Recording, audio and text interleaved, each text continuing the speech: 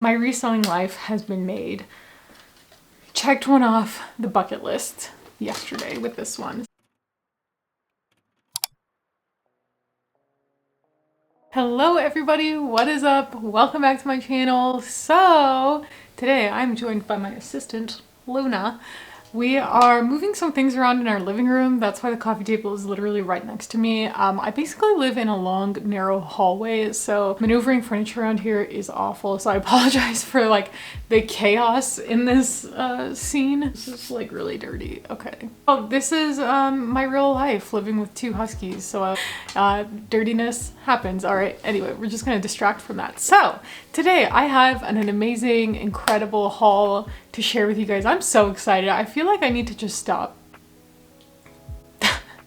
I just need to stop titling my videos best haul ever because I just one-upped myself. I feel like I don't know how it can get better than this, and if it does, I'm not gonna be mad about it, but I need to find some new titles. But basically, last week I went to Santa Fe with my parents for the new year. I guess it was 2 weeks ago now. I had a video that was pre-filmed before I left. But I went to Santa Fe and I had to hit up Savers. We don't have Savers here. We used to. I think it was in Boulder, and then it shut down to turn into a grocery store that I think also shut down. So anyway, we don't have Savers in Colorado, and it really exceeded my expectations. It was incredible. If you're ever on vacation, I highly recommend thrifting. It's just so fun to see like the regional differences of clothing. Like I've gone thrifting in California and it's super on trend and very like trendy brands that I see ads for online all the time. Fancy brands I don't find here, like Reformation. And I've also thrifted in Iceland where you'll find like traditional sweaters that are hand knit out of wool there. So if you're ever on vacation and you want to go thrifting, 10 out of 10 recommend. I found some things that you would definitely expect to find in Santa Fe, which was very exciting. So without further ado, I did a little bit of a thrift with me, so I'll insert the footage into this video. That way you all can see what I passed on and what it looked like there. And if you're new to this channel, I'm a part-time reseller on Poshmark and Mercari. I do this on top of my 8-to-5 desk job. So if you like this video, don't forget to give it a thumbs up. Leave me a comment down below. Do you thrift while you travel? And subscribe. And let's just get on with it. This haul is gonna be super awesome. Okay, so this time around in Santa Fe, I actually went to Savers. Last time I was here, I went to Goodwill. I believe they're both on Cerrillos Road. And I did not have any luck at the Goodwill. They had that kind of flat rate pricing at the time I was there, where it was like a flat rate of like $8 for jeans and $5 for shirts. And I feel like that could be a good deal, but I didn't find anything. At this Savers, I found this Holding Horses top. I thought it was really cute and I loved the color, but I did not get it because chambray shirts just don't do that great for me. I really loved how this Savers, I keep trying to say Goodwill. I really loved how the Savers had their jeans organized. These were a pair of Tory Burch jeans. I didn't end up really looking into them though because I thought I was going to be short on time and then I wasn't. I kind of regret not looking into them a little bit more.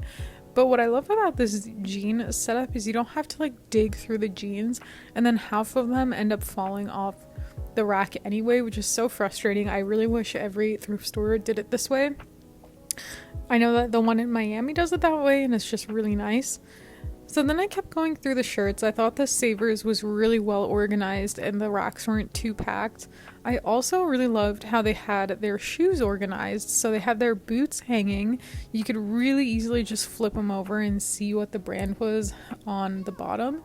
And they had so many shoes. Like I've never seen that many shoes at a thrift store before, just like rows upon rows, and they were all really cute.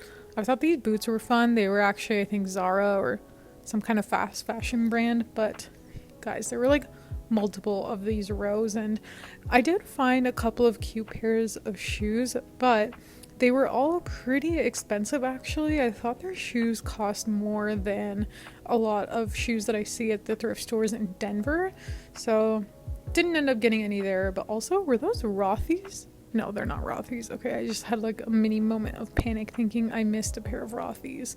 That would have been devastating.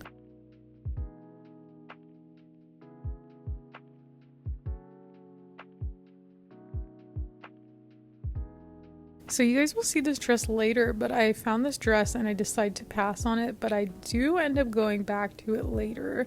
So make a mental note of that pink floral dress.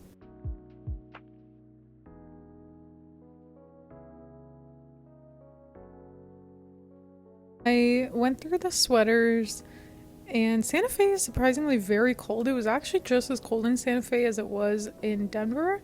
I was not expecting that. Call me ignorant, but I decided to go through sweaters because I was like, maybe I can find myself a cute one here, because I definitely felt like I underpacked.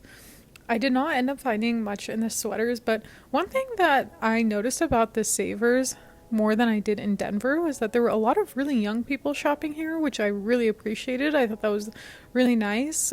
Clearly it shows that thrifting is gaining popularity in the younger generation. Maybe I just don't notice it as much here in Denver, or I go during off hours. This was a Thursday at like 5 o'clock, so it was actually pretty empty. I felt like I had most of the thrift store to myself, but it was also kind of snowing out, so I think maybe people didn't want to venture outside, but didn't really end up finding a whole lot in this section. But as always, the second I turn my camera off, I do end up finding something, which is exactly what happened right here. I thought the pricing at Savers was really interesting. Some things were priced really, really high, and some things were priced very reasonably low. And so I'm curious to know if all Savers are this way, where the price is just like all over the place. I found this Free People sweater was really cute. It was just a little too pricey to resell in my opinion. And I believe this was an Everlane sweater. I considered it. I think it was like $10 though, so I put it back. The comps were not that great.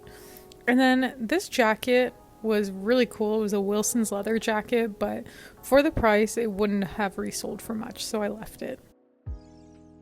Alright, so first things first, I'll start off with the things that I got from Santa Fe. So the first thing that I got is this ranch.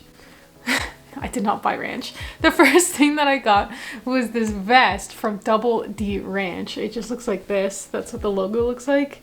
This is their older logo. I'm not sure what year it's from, but this brand is made in Texas, and well, it's designed in Texas. It's made in the USA. This is a wool vest with some bone, I believe that's bone, or maybe petrified wood, but I want to say bone, buttons with like a suede tassel. This brand is crazy expensive. It retails for a lot, it resells for a lot. I have a couple of shirts from them that have sold really fast, and then I have a jacket from them that has just kind of been sitting for a while. So this brand has been a little bit hit or miss for me, but I have no doubts it'll sell. It's just some of the stuff is more, I guess, sought after than others, or maybe at a price range that's more common, because the jacket's at like $250. So I have this listed for $150, and if you ever come across this brand, I highly recommend picking it up, just because the comps are really high. If it's at a right price, always do your research. But this vest was just sitting on top of a rack, kind of just hanging out, and I was like, obviously it's a sign. And how perfect is this for Santa Fe? I mean, like, hello. The thrift trip was off to a good start. I was really only there for like 30 minutes. I didn't have much time on this trip to go thrifting, but the Savers was right next to my hotel, so I was like, I have to go. The next thing I found was this Peruvian Connection cardigan. These are made in Peru. I feel like everything I found in this haul was made somewhere really interesting. Like, we have made in the US, we've made in Peru, we have a ton of made in Australia, so hint hint. But anyway, this cardigan is stunning. It is 100% Pima cotton, and it's this floral print. I have this listed for $80. One of their sweaters in the past has sold in about the same range, maybe 60 to 80 for me. It is a little bit of a slower sale, but it does sell. I've sold everything I've ever bought from this brand. The only thing I would say is I avoid their basics. A lot of times I find that there's holes in them, there's stains in them. Obviously, if you can find it for a good price, I think people will still buy it. But for me, I'm all about their funkier prints and their sweaters. I feel like that's kind of where the money is at for this brand, but I got that. I have this listed for $80. Okay, last but not least for savers, funny story about this brand. So I came across this dress and I looked at it and I was like, gosh, that looks a lot like Spell and the Gypsy Collective, which I find fakes of all the time at the thrift store. There's always like the Amazon fakes or like Forever 21 fakes of Spell and the Gypsy Collective. So I saw this and I was like, I don't know, I'm pretty sure it's a fake. So I walked away, but then I was like, you know what? I should just look it up. Who knows? And I was with my dad and my brother, so I looked it up and I freaked out. So the brand is called Arnhem or Arnhem. I'm not entirely sure how you pronounce it, but that is the logo. I feel like I have heard of this brand in the past in like a blog, but I had never really thought about it as a brand that was like a BOLO brand. So this is what it looks like. It's off the shoulder, or it could be worn on the shoulders too, but it's stretchy with buttons. And I believe the print on this is called Confetti, and it is gorgeous. This is also made in Australia, and I believe they do limited edition releases of their prints. So it's very sought after. Their dresses go for a lot on Poshmark. I think the comps for this were like 150, maybe 160. And some of their new with tag stuff was going for like $300 almost. So glad I decided to look this up. My brother and my dad were like, why are you jumping up and down? Calm down, you're embarrassing us. And I was like, let me have my moment, okay? So Arnhem, size 14, stunning dress. Made in Australia brands, man, just, they hit it out of the park with their resale value. And that's the next two things I have coming up. So I went to Platos Closet, and I love sourcing at buy sell trade stores, especially for things that they don't know about. That's where the money's at for me. So recently I've done a couple of bins hauls where I've told you all I'm going to take some of the stuff to Platos Closet, and I did, and they ended up giving me $25. So it covered both of these items, which I love doing that. I love taking things that I get at the bins for like $1.50 and flipping it for something that's worth way more at Platos Closet and then selling that. It's kind of like a food chain, if you know what I'm saying. So I got this hat with my credit. On first glance, it looks like any old straw hat, but this is a lack of color hat, which is also an Australian brand. It's 100% straw. I have no words. This is the Spencer Boater hat. It has like a leather strap around it. The comps for this on Poshmark were around $100. Some were even 110. I think this is gonna sell super fast in the summertime. It's an extra large, which thankfully is a little bit too big for my head. Usually in lack of color, I'm a size large, but this hat is so pretty. And what's funny is I actually got a lack of color hat for Christmas, and I still kept the box. I was like, you never know, maybe I'll come across it in the next few weeks. So whoever buys this, I still have the lack of color box and a lack of color card to send it with. Like, I just feel like it was a sign, you know? So don't sleep on the hat section at the thrift store. I got this for $10. They had no idea what it was.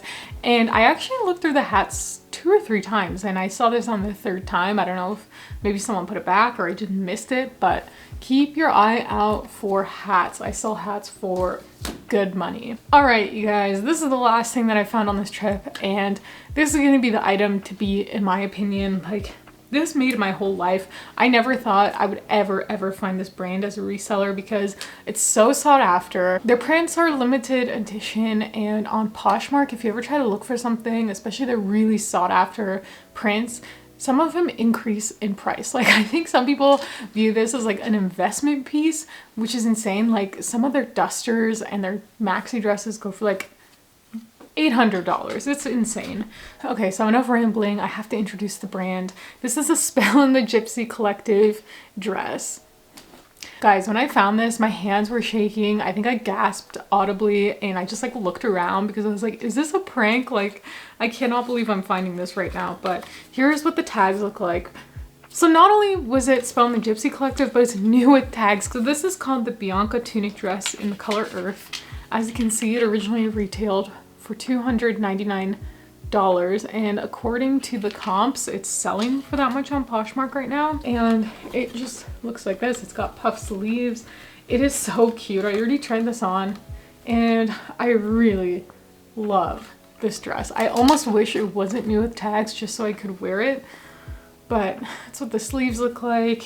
And I got this for evidence $15, which like, I just don't know what to say. I have no words. I cannot believe that they didn't catch this and marked it up like crazy, but this is a major BOLO. If you ever find it at a good price, get it. I found it one other time before at another consignment shop, but it was really marked up, so much so that it wouldn't have been worth it to buy it. But at this price, I'm all over it. So my reselling life has been made. Checked one off the bucket list yesterday with this one. So that is everything I got in this haul. I hope you enjoyed this video. If you did, don't forget to give it a thumbs up and leave me a comment and subscribe. It really helps my videos out a lot, and I'll see you guys next time. Bye.